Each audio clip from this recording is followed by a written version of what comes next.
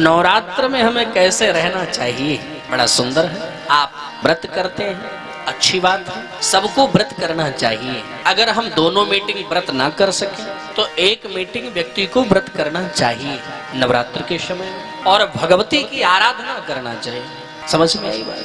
आजकल का नियम तो चल गया है, यत्र तत्र सब मूर्ति बिठाते हैं। अच्छी बात है मूर्ति बिठाना, मूर्ति बिठा करके पूजन भजन करना भी बहुत अच्छी बात है। लेकिन मूर्ति बिठाने के बाद जब वहां पर फिल्मी गाने लगाकर डांस लोग करते हैं तो सबसे बड़ा पाप वही लोग करते हैं कि मूर्ति बिठाएंगे, बिठाने के बाद पंडित जी पूजन करवाएंगे, पाठ करेंगे, महिलाएं मस्ती में रहेंगी, खूब व्रत पूजन आचार जब तब करेंगी, लेकिन बाद में वही लोग लास्ट शाम के समय में लोग ड्रिंक करके आते हैं और फिल्मी गाने लगा करके वहीं पर डांस करते हैं। आपका किया हुआ सारा धर्म और सारा कर्म बेकार हो जाता है। माता जी आपसे खुश ना होकर के नाराज और हो जाते हैं। ये कैसे दुष्ट लोग हैं कि हमको बिठाने के बाद यहीं पर नशा शराब पी करके आते हैं और नाना प्रकार का गलत कार्य करते हैं। मूर्ति बिठाओ, पूजा करो, भजन करो, खूब उत्सव मनाओ, नाचो गाओ, अबीर गुलाल इत्यादि इत्यादि खूब लुटाओ, लेकिन वहां पर शराब पी करके जाना ये सबसे गलत बात है। और नवरात्र के महीने में बिल्कुल कदापि नहीं, कदापि नहीं। व्रत करो, पूजा करो। अरे यहाँ तक कि हमको नवरात्र में लहसुन प्याज भी अपने घर में नहीं बनवाना चाहिए। नवरात्र के समय में लहसुन और प्याज भी घर में रखना नहीं चाहिए, और ना देर तक सोना चाहिए। नवरात्र में बहुत लोगों की आदत होती ना 9 बजे सो करके उठते मस्ती में आंख मिटते हुए, तो ये आदत बिल्कुल छोड़ दो। नवरात्र में मॉर्निंग टाइम में उठना सीख लो, प्रातः काल उठो और रात में जल्दी सो जाओ। क्या जरूरत है मोबाइल छेड़? जल्दी सो जाओ और जल्दी प्रातः काल जगो, और जगने के बाद अगर आप व्रत कर रहे हैं तो पूजा पाठ ये सब करो, माता जी का ध्यान करो, और सब लोग निवारण मंत्र का जाप करो जितना हो सके। माताओं को तो विशेष ध्यान देना चाहिए। अगर आप निवारण मंत्र का जाप कर रही, मैंने बताया था ऐं ह्रीं क्लीं चामुंडाय विद्ये, अगर इस निवारण मंत्र का जाप करें तो महाकाली, महालक्ष्मी, महासरस्वती सबकी कृपा आपके घर में विराजमान रहेगी।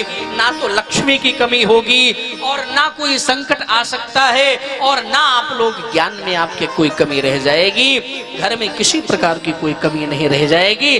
बस अंतर ये है कि नवरात्र हम बड़े श्रद्धा और भाव के साथ पूजन अर्चन बंदन करें, माता जी का स्तवन करें।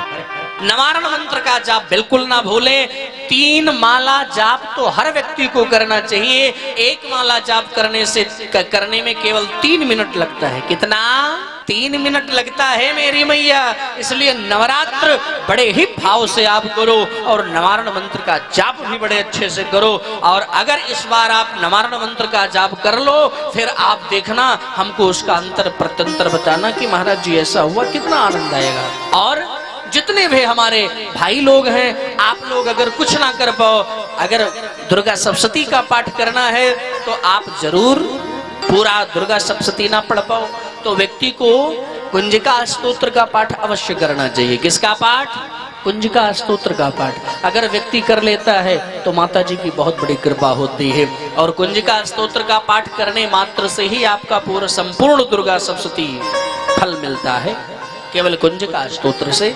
तो ये इस प्रकार से आप लोगों को नवरात्र बनाना है, और अच्छे से माता जी को घर में लाओ, माता जी का पूजा करो, अर्चन करो, वंदन करो, और वंदन करने के बाद, स्तवन करने के बाद, निवारण मंत्र जाप करने के बाद अगर आप नहीं कर पा रहे हो तो किसी ब्राह्मण को घर में बिठाओ, उसके द्वारा जाप करवाओ, और जाप करवाने के बाद लास्ट दिन आप हवन करो। हवन करने के बाद कन्या पूजन करो। क्या करो? कन्या पूजन करो, और 9 कन्याओं को भोजन खिलाओ, और एक छोटे से बच्चे को भोजन कराओ। और 9 कन्याएं जब घर में आए तो उनके चरण को आपको कैसे धुलना है, उनके चरणों में चंदन तिलक लगाना है, फिर उस धोए हुए जल का आचमन पानी, उस जल को पीना है।